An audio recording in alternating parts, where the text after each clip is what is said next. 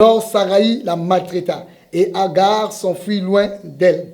L'ange de l'Éternel la trouva près d'une source d'eau dans le désert, près de la source qui est sur le chemin de Shur. Il dit, Agar, servante de Saraï, d'où viens-tu et où vas-tu? Elle répondit, je fuis loin de Saraï, ma maîtresse.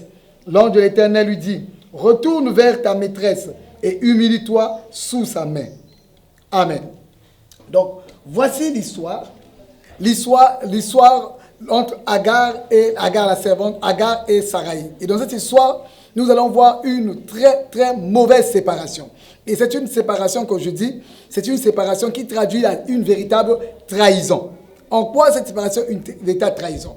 En quoi cette séparation va te concerner? Effectivement, cette séparation va te concerner, va me concerner aussi. Et va t'aider vraiment soit à arrêter la séparation que tu as initiée, ou bien, si tu es déjà dans cette séparation, tu vas trouver le moyen de corriger cette mauvaise séparation.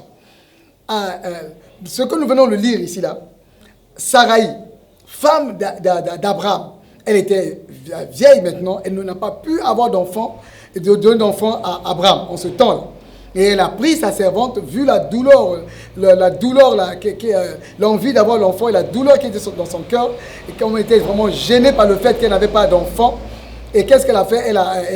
Elle a pris sa servante, elle a donné sa servante comme épouse, pourquoi pas comme épouse, mais comme une femme que son mari, Abraham, devait avoir des rapports avec elle. Et de cela, elle allait tomber enceinte.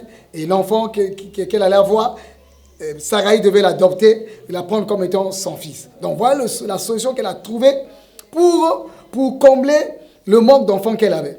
Et quand cela s'est produit, Agar s'est vue enceinte. Quand son ventre a poussé, elle s'est vue enceinte. Elle s'est dit alors, maintenant comme elle est enceinte, elle a méprisé sa servante, sa maîtresse Agar. Elle a commencé à se comporter mal vis-à-vis de Agar.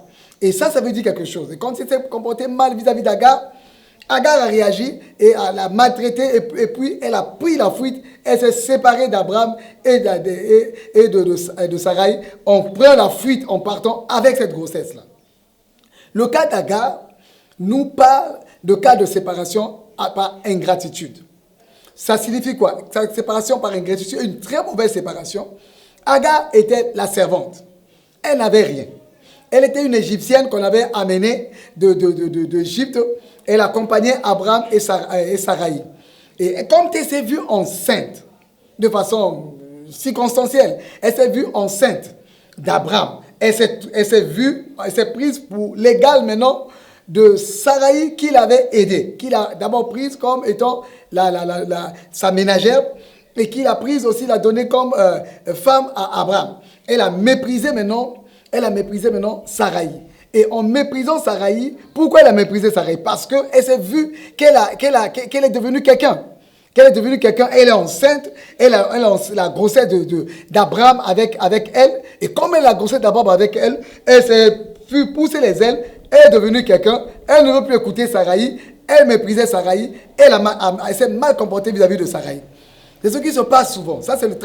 Et de là, la séparation a eu lieu, est née à partir de là. Ce sont les histoires où les gens qui ont été aidés, les gens qui ont été aidés, les gens ont soutenu, les gens ont aidé. Quelqu'un, par exemple, comme tu as pris la personne du village, tu l'as amené chez toi, en ville, où tu as voyagé avec la personne, tu as payé les études de la personne, et la personne a réussi. Ça, c'est le type d'Agar. Le type d'Agar, pour nous aujourd'hui, c'est le type de personne qu'on aide, qu'on assiste, qu'on aime, qu'on a aimé, on a aidé, on a assisté, et maintenant on les a poussés. Et une fois que les personnes sont devenues fortes, grandes, les personnes ont réussi. Et ces personnes vous tournent le dos, vous méprisent, vous crachent sur vous. Et c'est ça le cas d'Agar. Et ça, Agar l'a fait. On l'a aidé. Mais une fois qu'elle était enceinte, elle a méprisé. C'est comme quelqu'un, ça peut être toi, ou un ami, ou un parent, ou quelqu'un d'autre, tu ne peux pas savoir qui.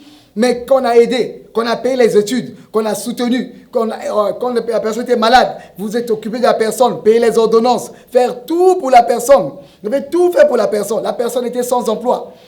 La personne était sans emploi. Vous avez tout fait pour que la personne trouve un travail. Maintenant, une fois que la personne a trouvé un travail, ou la situation de la personne s'est améliorée, ou la personne a trouvé le mariage, vous l'avez aidé, vous l'avez assisté, payé tout même pour son mariage, payé tout pour leurs enfants. Leurs enfants ne pouvaient pas aller à l'école, vous avez payé l'école. Les personnes étaient endettées, remplies de dettes, vous avez aidé les personnes à sortir de dettes, vous avez poussé les personnes.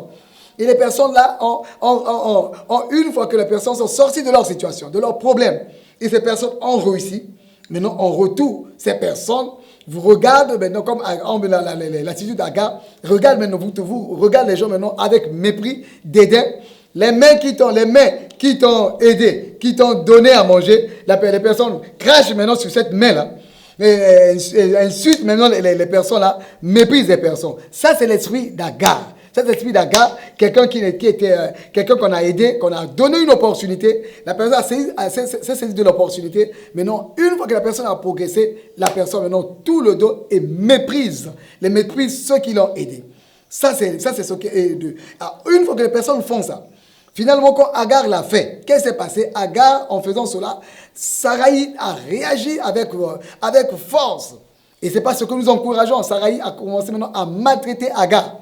Elle a maltraité Agar. Nous n'encourageons pas la maltraitance. C'est pas du tout. C'est même pas du tout. On ne fait pas l'apologie de la maltraitance. Mais elle a réagi humainement. Elle a réagi comme ça.